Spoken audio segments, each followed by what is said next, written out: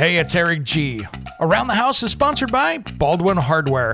For 75 years, Baldwin Hardware has been known for its first-class quality and craftsmanship in door and cabinetry hardware. As an alumnus of the Baldwin Hardware Design Council, I can say I have seen the details and quality from design to the finished product. If you're looking for a new style and old-world craftsmanship, I can tell you there is only one Baldwin Hardware. Check out what would look great in your home at baldwinhardware.com. It's Around the House. So especially if you are hiring a contractor, I want to see if you are signed up with a contractor to do a kitchen remodel. I want to know how much they're planning for each knob. I want to see that design done. I want to see each and everything budgeted out. I want to go down that list from the contract that you're signing with your contractor and go, okay, here's your appliances. This is what they anticipate them costing. This is the cabinets. These are the countertops. These are the quotes that are associated with that. How many pieces of hardware do we need? Knobs and handles, trim moldings, ventilation. What's the electrician? What's the plumber? Yes, you will probably have to run new electrical circuits.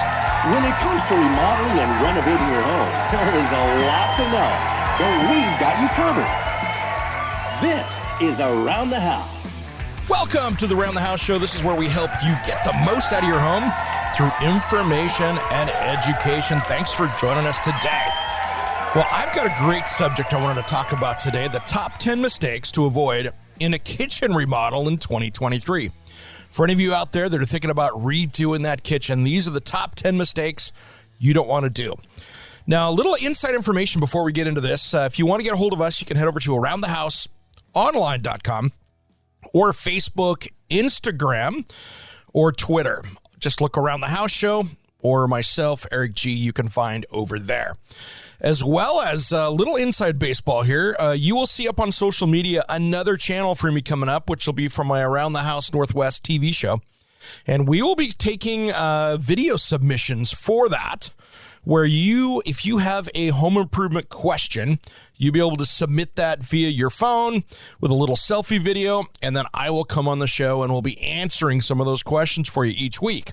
So stay tuned for that. Well, let's dive into this list because a little background on me, 30 years of kitchen and bath design. I've been a certified kitchen designer since 1999. So it's one of those things that I've done this a bunch of times. So these are the top 10 mistakes not to do. All right, here we go. Number one on my list, not installing a vent hood that vents to the exterior of the home. Now, this is something that was caught up this last couple weeks in the Let's Ban a Gas Range program that we saw out there, and I talked about it in that. But in every home in the United States, you should have a vent hood that vents outside, completely outside. These recirculating hoods, nope, they're junk. And quite frankly, if it was up to me, I'd say we shouldn't be selling them here in the United States because they don't work. They do nothing to help your indoor air quality. At best, they put this little paper-thin charcoal filter that really doesn't do anything. And they're not meant to get out, especially if you've got a gas appliance. But even if you've got the latest induction range, when you're cooking, you're letting off VOCs, you're letting off particulate matter. And as air studies have shown inside your house, now this is key, if you're in there cooking without that vent hood working and going outside, that gives you the indoor air quality of outside in the worst third world country in the world. So if you want to have indoor air quality like the metro area of a developing country outside, don't use that hood or don't put one in. Now, many places in the United States, that is the only way to do it. If you do a remodel, you are required even to have that vent hood go outside. But there are still states in the United States where they have kind of looked the other way and said, as long as you have a window or a recirculating hood, which is just really bad for you and your health. So if you've got asthma, allergies, these are things that are not making it better. They're making it worse. So just something to keep in mind with this.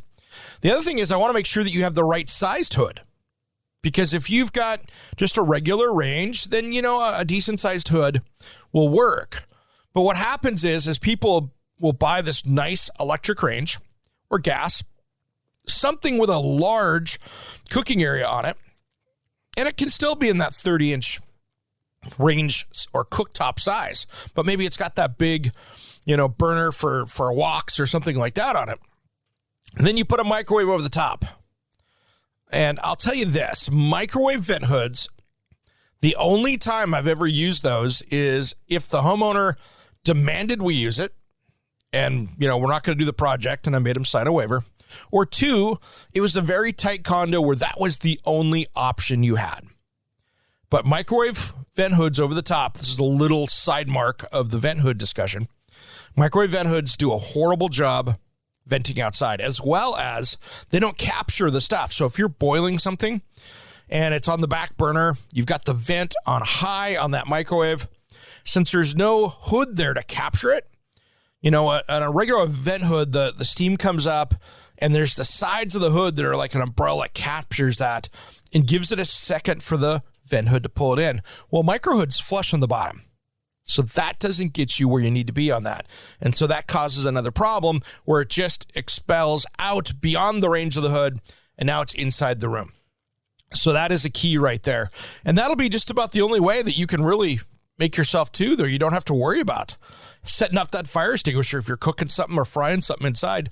Fire extinguisher, set off that smoke alarm so you don't get the fire extinguisher inside. Let me say that correctly this morning. So that's one of the things to take a look at. Now, number 2 here, which we're going to talk about right now, which is a big one on my list, hiring an unlicensed and unbonded contractor. Now, this is a key, especially in 2023. So here's the things. It's very tempting sometimes to hire the family friend, the handyman, one of those persons, somebody off of Craigslist, Facebook Marketplace, or Nextdoor. Now, my rules. If you're a constant listener to the show, make sure, and you've heard me say this before, so bear with me if you've heard this a million times from me. But one of the biggest things is your personal liability. If you have 5 people working over your house and somebody puts a nail through their hand or they run the saw wrong or they fall off the roof, guess what? If that's an unlicensed, unbonded, insured contractor and they're just working under the table on you, you are now personally responsible for the injuries of those people on the job site. So you are their personal employer. So that means if someone gets hurt or killed, you are personally responsible. And so that's a big one right there. And any of these guys out there that are doing this under the table work like that, guess what? They're not offering a warranty. I doubt they're pulling permits because in most areas, for you to go down and pull a permit that's needed for a project, if you're a contractor, they're going to make sure that you're licensed, bonded, and insured. So make sure that you are using those people. And here's my little tip on this, and we'll talk about this in future episodes. But when you're hiring somebody, first off, before they come over and give you an estimate, jump on the web or the phone and do a little quick research. Take you 20 minutes. See if they're licensed, bonded, and insured from your local licensing agency. And when in doubt, give that agency a call. Many places, they will help you to make sure they're licensed. And it's different in every state here in the United States. And other countries, it's different as well for our international listeners. But it's one of those things that in my state, it's a state licensing. You get into the East Coast and the Northeast, many of those are regional, where it could be a township, it could be a city, and every license is different between each city. That's much more complex to track down. But make sure they're licensed, bonded, insured. And then, here's the secret sauce on this. If you decide to hire them, the day that you're going to be signing the contract and maybe writing that deposit check, make sure, call up the insurance company and make sure that that insurance is good of that day. Because what can happen, I've seen this happen, you could go hire somebody and you did your research on the day they came over and gave the estimate, but maybe it lapsed. Maybe that stuff happened where something, maybe they got revoked. I know people that had their licenses revoked out there. So if you do that and you sign the contract that day and they're not covered, guess what? You're probably not covered. So it's really important too, the day that you're signing that, to follow up and make sure that that license and insurance and stuff is in effect. Because that way down the road, if you're in the middle of a project and that happens, you're still going to have some coverage. And I'm not an attorney or a real estate expert, and it's covered on the day that you signed. and something happens down the road that during the project and maybe they get revoked or something like that, you still have some coverage and you're still protected. Don't go anywhere. Around the House will be right back after these very important messages. Why in a world of ugly faces should I be allowed to be so hot? So many people.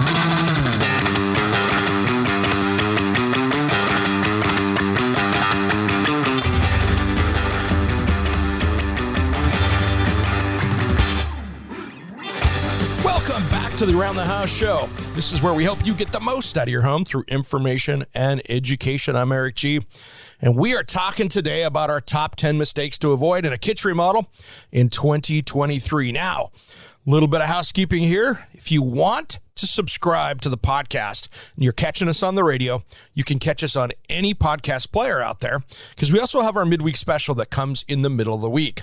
As well, if you want to figure out how to do that, head over to aroundthehouseonline.com and you can find us over there on the website. And you can also contact us over there as well in the Contact Us page. And that is where kind of the base of the podcast is available from, as well as the probably 30 different podcast players you can catch. Probably your favorite one you can find Around the House show. Well, we're talking about the top 10 mistakes to avoid in the kitchen remodel in 2023, and we just talked about installing that vent hood and hiring an unlicensed and bonded contractor, two big mistakes. Now, number 3 on my list is not buying the same brand of appliances for the whole project. Now, this used to be something different 5 years ago. I would say it's not a big deal. But now you're starting to get appliances that speak to each other in the smart appliance categories. Now, what happens is some of these brands now are making it where they're all Wi-Fi connected and they talk to each other. For instance, there's appliance brands now, and this is not a commercial, so I'm not going to be giving brand names here, but there's an appliance brand that when you turn on the cooktop, it turns the hood on for you. Or there's actually a range that happened here recently in the last couple of years where they did an over-the-air update, and that over-the-air update, which put a new system inside it, gave them an option of having an air fryer when they didn't have it before. So the pieces inside the oven were there, but they had a program, and it added on the LCD screen another touch button for an air fryer. So these things are starting to happen. But what happens is a lot of these appliances now are designed to work together, where the refrigerator, the dishwasher, the range, the hood, you're starting to see these things all communicate and have that interoperability between them. So what can happen is if you have 2 or 3 brands in there, you don't have the luxury of having those work together. And on top of that, here's the cool thing. Style-wise, each series of appliance really has the same look, and that matters. Having the same handle on the dishwasher, to the range, to the oven, to the microwave, to the refrigerator, those are little details that look good. And so I would really look hard and try to see if you can find a brand that will do everything you need it to be. Because by putting these all in the same thing, 1, you've got only one place to call for service. 2, you've got another important one there where they all talk together and you have it set up so they all work together. And that's an important one. Now, here is probably one of my biggest pet peeves is number 4. And this is an important one. Just trying to copy your old kitchen layout. And I don't care if you go, oh, I love it. It's perfect. It's always worked for me. Don't recreate that same old plan. Here's why. You think about it. The average kitchen being replaced these days is probably 30 to 35 years old. Think of what has changed in your kitchen in 30 to 35 years. 30, 35 years ago, microwaves were pretty new. They were not thought of. Ventilation was not thought of. You didn't have all the kitchen accessories. We didn't have all the countertop gadgets. Back then, we had a mixer, we had maybe a food processor, and that was it. And we didn't have all the things that you get out of like a, sur la table or a any one of these luxury kitchen stores you see across the country. Williams Sonoma. You don't have all of these designer things that you can go on your kitchen. So we really have to redesign that kitchen. And quite frankly, we didn't design 30 years ago kitchens to be functional. We designed them to be cost efficient and to store things. And kitchen design has gone a long way. Great example. 30 years ago, the National Kitchen and Bath Association promoted a kitchen triangle. That is how you design that kitchen around this triangle shape, which is your sink, your refrigerator, and your cooktop. And they went with that for decades. Now, they've kind of walked away from that recently, and it's something that I've walked away with from probably 20 years ago because I just said, hey, I don't like the way this works. I get it, but it's much more complex than just a simple kitchen triangle. Now you design using workstations. So your prep area is different than your cleanup area. So in the old kitchen triangle, between your sink, your refrigerator, and your cooktop, you could have it designed perfectly in the kitchen triangle, but you have a dishwasher between your sink and your refrigerator. Well, that area between the sink and the refrigerator is usually your most popular prep space. But if you have the dishwasher right there, guess what? You're now prepping in your cleanup area. That's very inefficient because traditionally when you're cooking, that, dirty bowl, pot, whatever, can sit there on the counter over the top of the dishwasher. That's where that stuff tends to linger. So now, especially with larger kitchens, we're doing these zones. So you'll have a prep zone, a cooking zone, a baking zone. You'll have that cleanup zone. And these zones become much more efficient. So sometimes you might need a second sink. Sometimes you might put another little beverage refrigerator. Sometimes you just want to put the refrigerator in a location where all the kids, when you're in the middle of cooking, where your family's in the middle of the cooking, you want people to stay out of the kitchen. So you want that maybe refrigerator at the edge of the perimeter. So if somebody comes over to get water or ice, they're not walking through the entire kitchen to get in your way while you're in the middle of cooking. As well as, does that dishwasher open up and impede where you're putting the dishes away? Or does it get in the way of the oven, cooktop, range, any of those other things? So these are all the things you should be doing. So I strongly recommend that as a homeowner, you hire a designer to come do this. Whether it's through your remodeling company, if you're going to do this as a DIY project, a kitchen designer, certified kitchen and bath designer specifically, will save you money on that remodel because they are going to help you make decisions that make sense.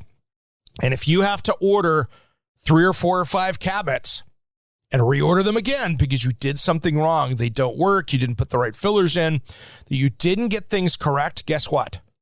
That would have paid for the designer, and I can promise you, you would have had a better looking project when it's all done. And you're going to have more places to store things. Drawers these days are much more efficient, and in most older homes, they didn't put a lot of drawers in because they were expensive. And nowadays, drawers are such a big piece of that project. So you want to make sure, as well as having a place for trash. That trash can under the sink doesn't work anymore. You know why? Because people have gone to deeper sinks, larger garbage disposals. So that can ends up being this little tiny can under the sink, and it just doesn't work. So having that place for the trash, having a place for the dogs even, having that place for each and everything in that kitchen makes sense. As well as, does that window really have to be there or not? That sink doesn't always have to be in front of the window, even though, let alone centered. But that's for you and your designer to figure out. We have so much more on this list of the top 10 mistakes to avoid when kitchen remodeling. Just after these important messages, don't go anywhere.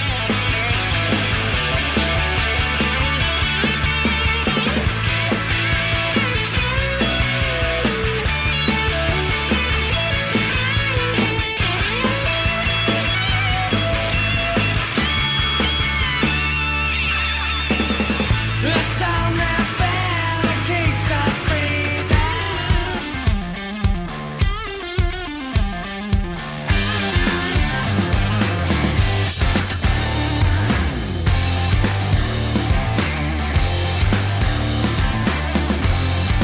Welcome back to the Around the House Show. This is where we help you get the most out of your home through information and education. Thanks for joining us today. We've been talking about the top 10 mistakes to avoid a kitchen remodel in 2023. If you want to argue some of these, feel free to send me a message over at Around the House kitchenremodelingonline.com or on any one of our different social media channels. So to recap kind of where we've gone so far in the last couple segments, not installing a vent hood, hiring an unlicensed and bonded contractor. Number 3 was not buying that same brand of appliances for the whole project. Number 4, just trying to copy your old layout. That gets us to number 5, starting that project before materials arrive. And this is a huge one for 2023. I tell you what, those shipping problems that we've had over the last couple of years, they are still continuing. I am trying to get stuff in for my television show, and guess what? Things are taking much longer than even I anticipated. So here's the key. Before you do demo in your kitchen, if you want to use it, make sure that all the materials are there on site and have been inspected. Because here's what happens. I'll tell you, I've sold thousands of kitchens over the years that have been installed. Some of the crazy things that have happened, twice I have had that truck of cabinets that has gone cross-country to get here. Twice I have had cabinets get damaged. Not just damaged, destroyed. One of them was a semi-truck heading from the way here, flipped over in the ice on its side, totaled it. Everything was crunched. I had the same thing happen probably 7 or 8 years ago, where a cabinet in a container, that whole container flipped over on an accident, and guess what? Cabinets were destroyed, had to be completely remade. Now, if you would have started that with a 6 to 8 week lead time, you could have been waiting another 6 to 8 weeks without a kitchen. Making sure that your slabs for your stone or quartz or laminate or whatever you're using for your countertop is key. Making sure your appliances are there, making sure your sink and faucet's there. These are all important things because let's say your sink gets back ordered. Well, your installer typically will not template that countertop without the sink being there. So now you've stalled out. So make sure all your materials are on site before you get going. And that way, it's in the garage, you're good.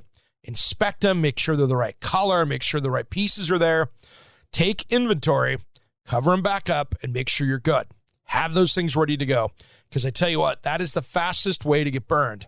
And I can't tell you how many times as a kitchen designer I have had this, and its husband, sorry guys, you've screwed this up more than anyone. I tell you what, I can't tell you how many times I've been there. Husband walks in and goes, hey, wife's out of town, just tore the kitchen out, and I need to get some cabinets.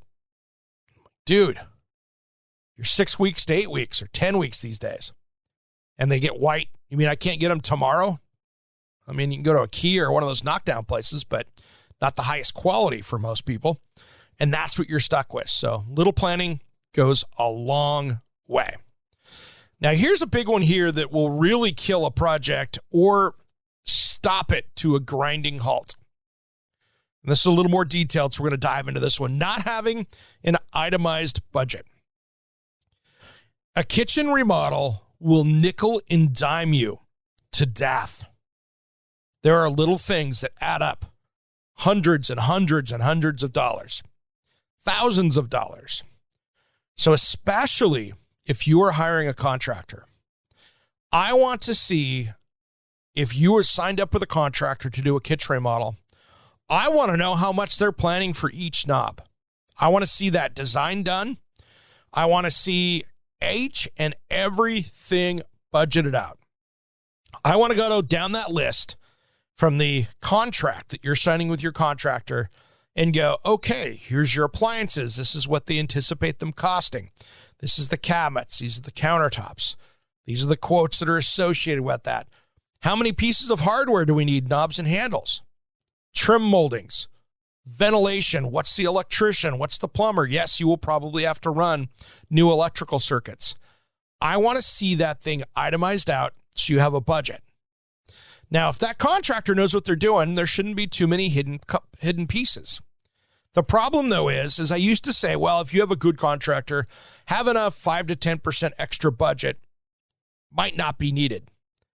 The problem is over the last 18 to 24 months is is that costs change, prices change, and all of a sudden you can be hit with a fuel surcharge, you can be hit with all these different things, or this one's still not available for 6 more months, and you have to find something else. I still recommend now having that extra budget, have an extra 10% in the budget for those emergencies. And it's not even the contractor's fault. Before, I would say, yeah, the contractor, they're paid to know that there's, could be some electrical issues here. Sometimes they're hidden, so that sometimes there's no way for them to know. It's that same thing as when that wall's not load bearing. They tear it open and it is load bearing, and you go, hey man, you're the expert here. You had the people in to do this. Yeah, that's on you, not on me. And so I don't like the hidden surprises, but these days the hidden surprises are not on that contractor. They're many times on the suppliers or even the trades, because all of a sudden these costs are going up so much more. So that's a really important one, making sure that you have got that itemized out. And it's okay if you spent 6 months planning your kitchen and that contractor went through and you've got it all planned out, and now it's time to sign that contract. They're probably going to need to update that quote to make sure those numbers are great. Now, lumber prices have gone down, but shipping prices have gone up and labor prices have gone up.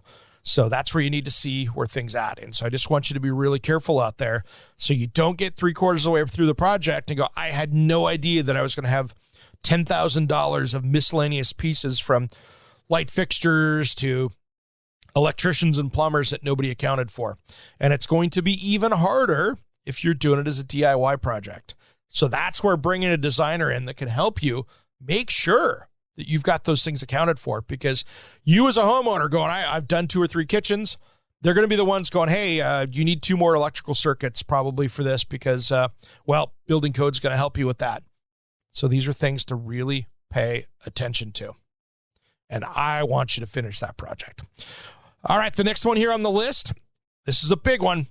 Not hiring a structural engineer if you're moving a wall. And this probably will drag into the next segment here because it's an important one. I don't care how good that contractor is. I still want to see a structural engineer sign off on a big wall when it's being removed out of the house. I can't tell you how many contractor projects that I've seen where the contractor goes, I've been doing this for 30 years. There's no load on it. And the structural engineer comes in to sign off the plans. He goes, hey guys, there is load on this. It's not a lot of load, but there is load. And I've noticed, especially in old houses, if there's not a pre-engineered truss system up there, almost always there's some load on that wall, on that interior. And it gets even more complicated when you're trying to remove like a chimney. Some of these older homes that are over 100 years old, that center chimney in the house was a structural piece that you need to really keep in mind. That could be holding up the center of the house, not only the floor and the ceiling and the roof line above it. And so these are things you all have to take into account when you're taking things out or making doorways larger. There are some things to take into mind with that. And let's talk about it in the next segment, because there's some things that I've run into that really changes it, because maybe you've got that finished basement below, you're going to move a wall upstairs, and you think, oh, basement remodel's done. We've got the media center down there. Everything's good. I can't tell you how many times I've had to tear up that basement. We'll talk about that just as soon as Around the House returns. Don't go anywhere.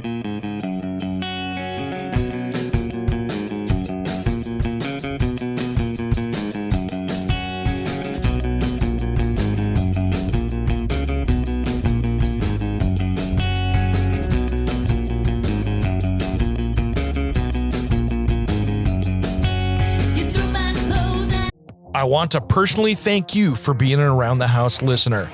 This show is supported by advertisers and listeners like you. I was asked by members of our audience to open up for a way to people say thank you and to help fund future episodes of Around the House. We now have a way to do that, and that's buy me a coffee or a drink. Just look at the episode notes in your podcast player, and you'll find a link to buymeacoffee.com/ATH Eric G. And thanks again for listening to Around the House.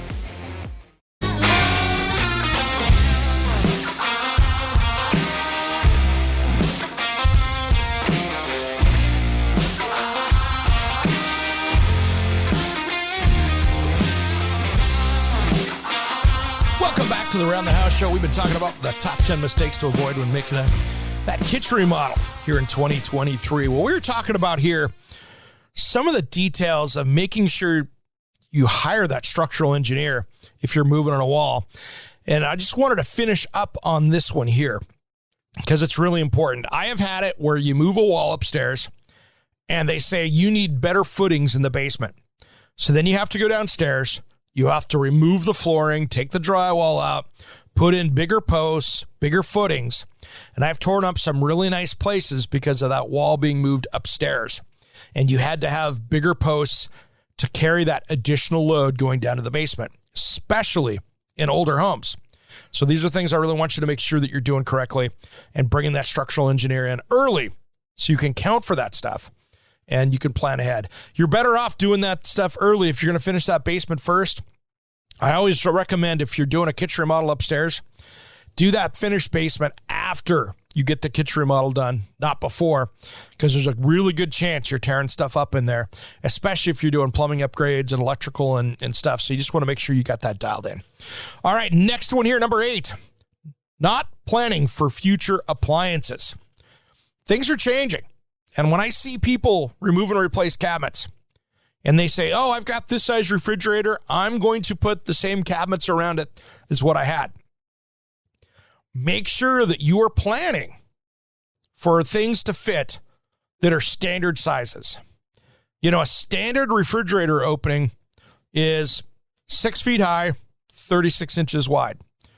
Do I want to have another inch of room in there and a little bit higher even for space? Yeah, I do. I want to make sure that I can fit everything in there.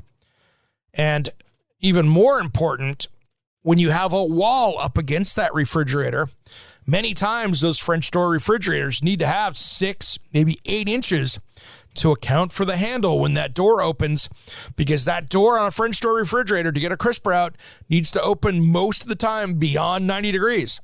So you need to have 6 or 8 inches usually over there if you have a return wall and that refrigerator's up against that return wall. So plan ahead for those appliances that you're going to have something standard that's going to fit back in there. And if one day you plan on putting in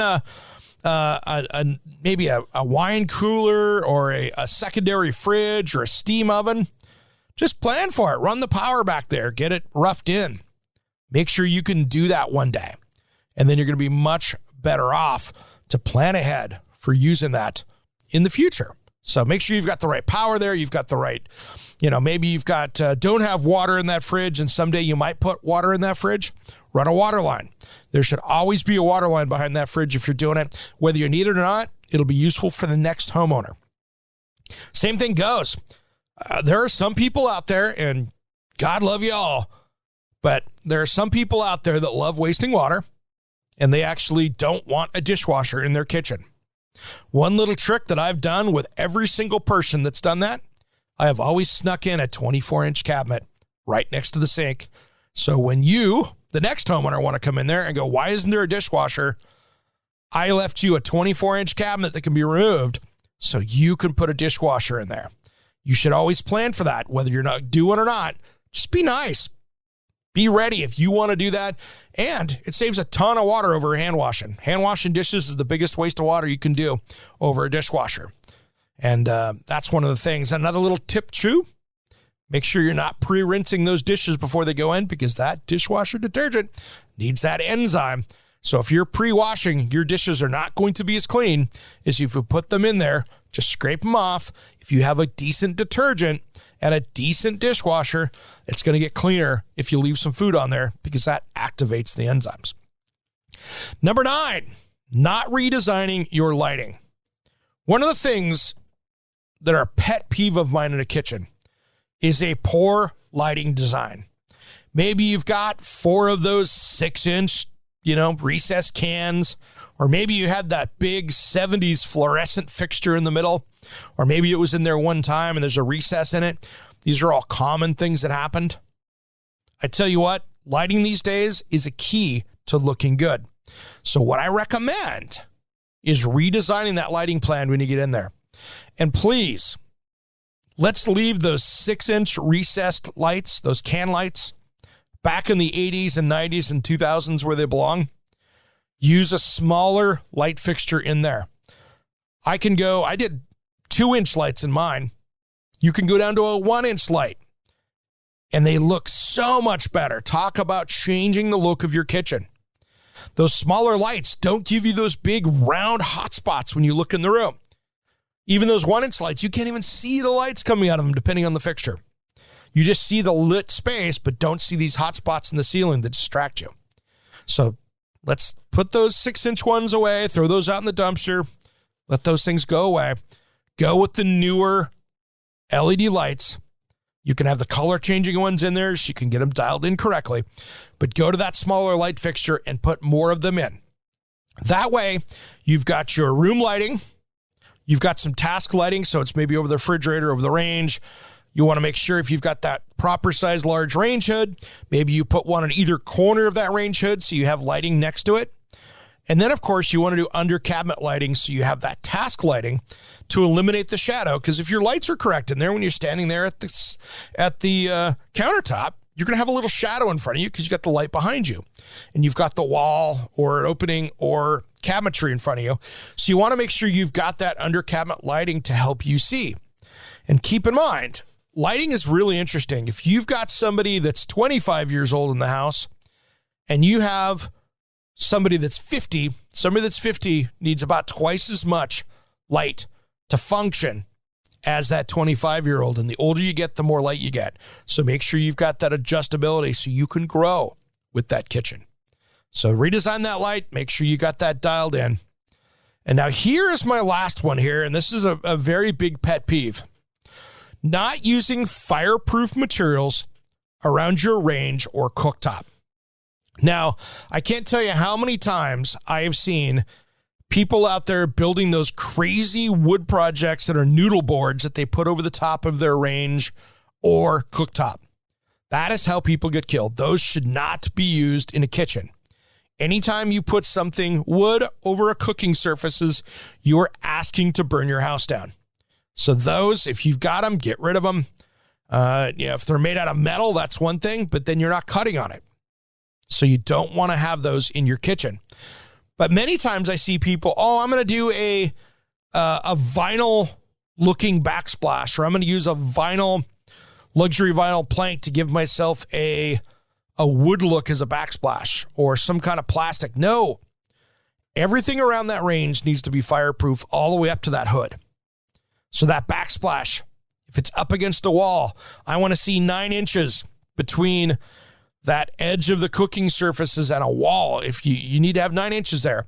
If it's closer than 9 because it's an old house or something like that, then you need to bring that ceramic tile or metal or whatever that backsplash is, or glass or porcelain, whatever that is, that needs to wrap around and cover any of those surfaces.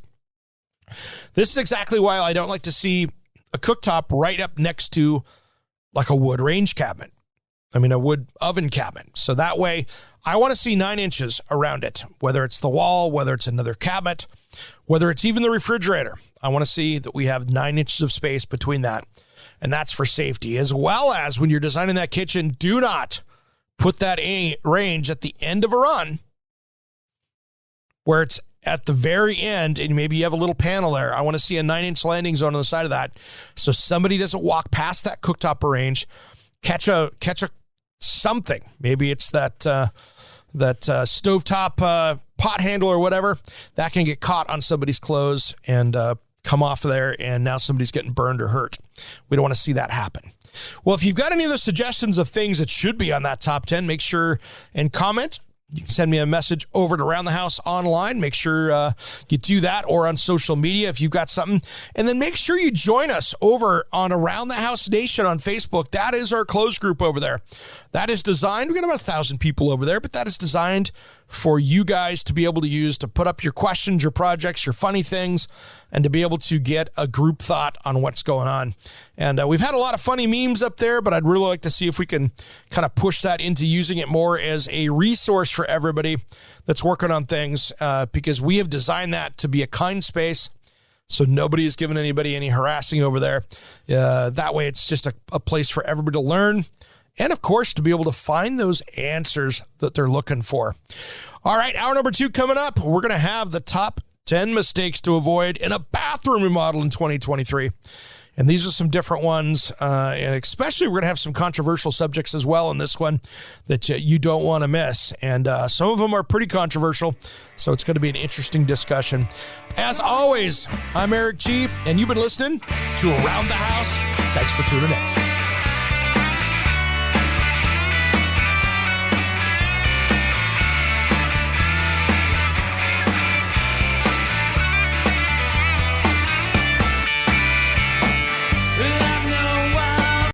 Hey, it's Eric G. from Around the House. Are you planning a decking or siding project this year?